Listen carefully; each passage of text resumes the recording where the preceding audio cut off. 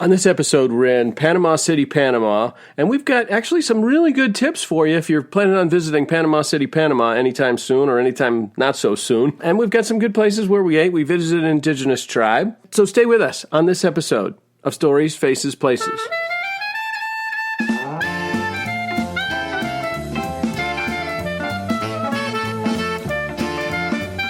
Connecting the world one person at a time, experiencing a constant variety of life, feeling an inspiration that comes from unforeseen places. This is Stories, Faces, Places with Al and Laura.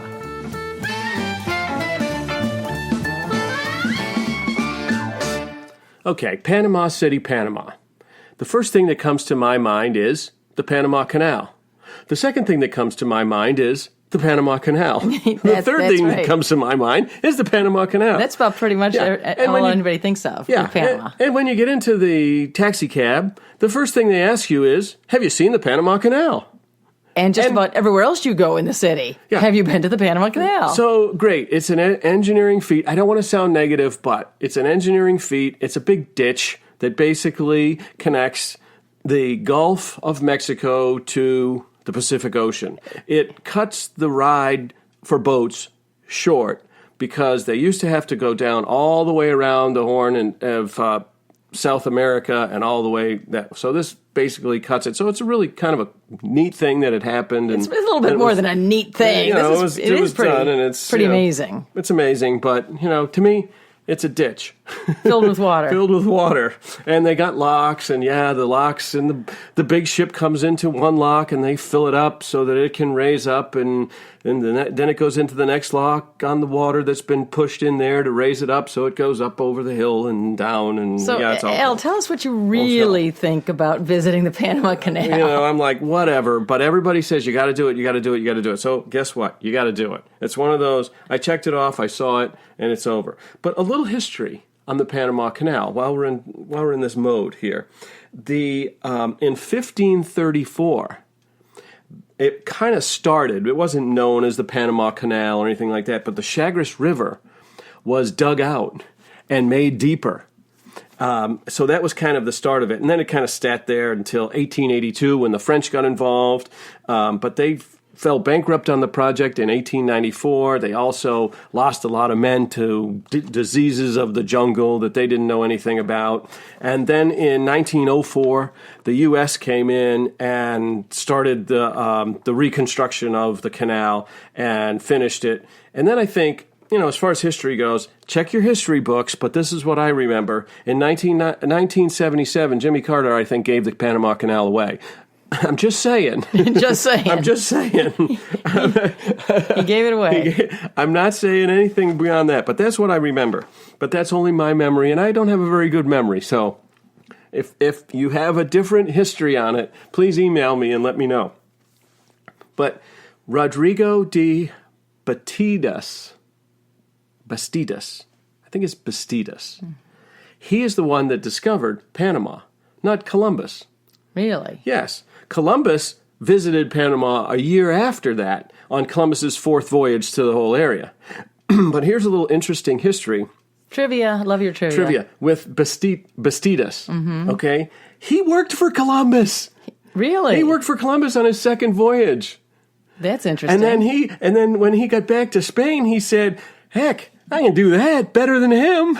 He went to the King of Spain and asked the King of Spain for money and said, hey, I can do this way better than Columbus, and got his own ship. The King of Spain gave him his own ship, and he went, and he sailed all through Colombia, the shores of Colombia in South America, and up here all through Panama and everything. But Bastidas was an interesting guy. He was greedy. And what he did was he traded a lot of the stuff he had picked up all along the way to the Indians in Colombia for all their gold. But here's what he did. He said to his crew, you guys can't do that. And so the crew then turned around when they were sailing and said, well, that's fine. We won't do it because we're good crew. But can you share some of that with us? And he said, no. Nice. No, nice I'm not guy. going to. It's all mine and nobody can have it. Yeah. But, this is back in 1500s. And people don't act the same way as they did back then.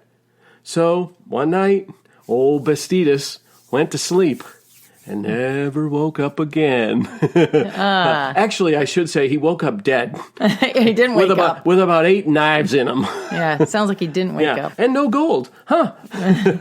So he was the one that discovered Panama, though. Yeah, but that's how he did, And then Balboa came along in 1513, and then, 1534, some other one came along, and Panama and that whole area was just, as typically the world was developing back then, conqueror after conqueror reconquered someone else and kind of went through its whole history to where it is today, which is just a basic, kind of democratic kind of society. They're on the American dollar. With a lot of American influence, I think because of the Panama Canal, because we had some bases there, and there's some more war history with Noriega and stuff like that, but we can't get into all that right now. That's a whole history lesson. But this was lots of good trivia. Yeah. You know what I found interesting about Panama City is it was such a mix of old and new. You look at the skyline of Panama City, and it's all these big, slick, tall, modern buildings. And from a distance, it really looks like a real modern city. Exactly. It seems like it would be all a modern city. But when you get down to eye level, it's a whole different story. Yeah. You still got a lot of the old rickety shacks laying around. Yeah, and in my opinion, and I think you concur with me, Al, is they have a long way to go as far as making the city feel the modern feel of those skyscrapers, because down below the infrastructure is really lacking. The sidewalks are all broken up, and there's street signs. There's no street signs in the city. I guess they're used to that, but for visitors, it's tough. Hold on, we got to go there a minute. Okay. There wasn't one street sign or addresses on any buildings. No, there wasn't. There was no. You had to kind of find your way somewhere, assuming that this must be the street. Well, or I need to take a left on. And what I did find out, because it was very difficult to find our way around trying to find things, is when you get into, say, a taxi cab, you have to give him landmarks. If you mention where he doesn't even know the names of the streets. He doesn't. Yeah. If you know where you're going, if it's a historical type place or a well-known hotel, of course, the taxi driver typically he's going to know where it is. But if it's a little restaurant or something you're trying to find. Good luck. Yeah, good luck giving him an address. He's not going to know. So you have to just give him the neighborhood, maybe the neighborhood name or a local landmark to get him there, and then hopefully find your way from there. And forget Google Maps. That ain't working at all. No. Forget it. It doesn't work. Waze is sometimes working and sometimes not working. Waze, is another mapping app. But that sometimes works. So that's what I found a little odd. It was just that whole juxtaposition of this slick modern city, but yet not really. It's still got this very old feel. But when I say old feel, not in a good way. In my opinion, that's just me. Just me. I like old. I like history. I like. But dirty is a different thing. Yeah. I don't mean to trash. I don't mean to trash. I don't mean to trash anything. But that reminds me of what we saw of the trash guys. Well, and we're just trying to give you a good description here because we're very truthful. We're very honest for our listeners. So, yeah, the story of seeing the garbage trash, guys. The garbage. It was trash pickup day. Men. It was trash day. And, everybody just throws their garbage out on the side of the street in big plastic bags. That's no problem on trash day.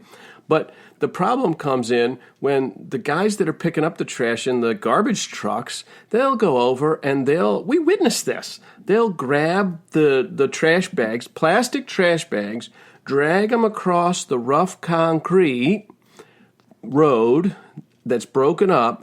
And what happens when plastic hits that kind of concrete? Oh, sometimes you get a hole in it. So then the trash starts coming out the hole as they make their way to the truck, and whatever's left in the bag goes in the truck, and the rest of it stays on the street, and they leave it there. Yeah, we witness this a lot. I mean, there was a before. I think if we can find the picture, we had a before picture of here's the street before the garbage guys came by. here's the street after the garbage guys came There was more by. garbage on the street after the garbage men came to pick up. It was horrible. So we're just trying to give you a picture of this whole, like I said, just a position of slick modern city, yet they you have get these a long way to massive, go. beautiful skyscrapers, but then all of this other stuff going on underneath it. Well, this is what I believe has happened in Panama City. Is it happened all very quickly. You had a lot of influx of money there where they were able to build these slick modern buildings, but the basis of the city itself and the infrastructure just hasn't caught up. And they just did open up a metro line, which is very new and very modern in the city. And very good. It was very good. They're coming along in modernizing the rest of this city and the infrastructure, but it did have that feel of, just not there yet. Yeah, but the underground train was good. The underground was good. Yeah, very clean. We rode it, but there's a trick that we found happened to us. Now, we didn't hear about it happening to anybody else, but if there's some of our listeners out there that this might have happened to, please let us know. But this happened to us. I'm going to let you tell the story because you're better at this than I am. Well, we just found it interesting because we do like to take the public transportation in different cities that we go to. The taxis are plentiful. They're all around. As a matter of fact, you walk down the street and taxis are constantly honking at you because they are desperate for business. But it's fun to do the public transportation, and it's quick and easy and very cheap. The metro is only 35 cents per ride. So we opted for that. We went down the station. They have the machines where you have to buy a metro card. It's a refillable charge card. So we put our money in. We put extra money in to buy the card for $2, and then we put $5. We put $5, so we had extra money on there to be able to ride the metro. And nothing came out, or we were given a card that said it had no value on it. Well, somebody did come up to us that worked in the metro station. They're very nice. Very, very nice, and trying to be very helpful, but spoke very little English, which that's okay. We're in their country, but us not speaking Spanish, we had a little trouble communicating. And he brought us to a window where they had a cashier or a ticket person, and they basically told us that we couldn't use the card. It would take several days for it to not load. Several, but 4 or 5 days anyway. Well, that's several days for it to load the cash value that we put on there. And we don't know if this is a typical experience. They made it sound like this was normal. This is how it works. So it's a little confusing because if you're a visitor and you want to take the metro and you're only there a few days, what good is it? Now, I've done some research and I can't seem to find that anywhere, so I don't know if it was unique to the station where we were. So again, any listeners that might know about this, hey, I would love to have the info on it. Okay, so let's talk a little bit about the currency. They're dollarized, so they're on the U.S. dollar. They take U.S. dollars. But because of inflation and deflation and all of that stuff, they can't print U.S. dollars. They can use U.S. dollars as their currency, but they can't print their own money. They're not allowed to. They're not allowed to. Right. The U.S. government obviously doesn't allow any country to print its own money. But Panama wanted to use the U.S. dollar, but they're finding out it's kind of hard sometimes. There's some downside to it. There's some downside to it when they can't control their own destiny and hedge against inflation and so forth. Right. And so what they're doing is they are printing their own 1 Balboa coin, which is 1 Balboa equals 1 U.S. dollar. So if you give them $20 to pay a $10 tab, they're apt to give you 10 1 Balboa coins back. Exactly. So be prepared, because it kind of threw us a little bit when we first were given those. But obviously you can use those in the country as well, along with the American dollar. You can use those Balboa coins in Panama. Yeah, I typically went into the mode of I'm going to use those first, and then I'll use the U.S. dollars second, because I don't want to take any Balboas with me out of that country. Right. Well, you're going to lose probably trying to exchange them back, at least with a fee. So, yeah, spend those there. So that's a tip. Let's talk about visiting Casco Viejo. Okay, Panama's old town, but it's their second old town. Their first old town was called Panama City, but it's not where the city is now. It's on the other side of the city from Casco Viejo. But the pirate, Captain Henry Morgan, torched the place. Devastated. He came in and pillaged it and, did his thing with the women and burned the place to smithereens, down to the ground. And so the Panamanians then rebuilt their town over on Casco Viejo because it was a little bit harder for pirate ships to get into the harbor there and wreck it. And they could probably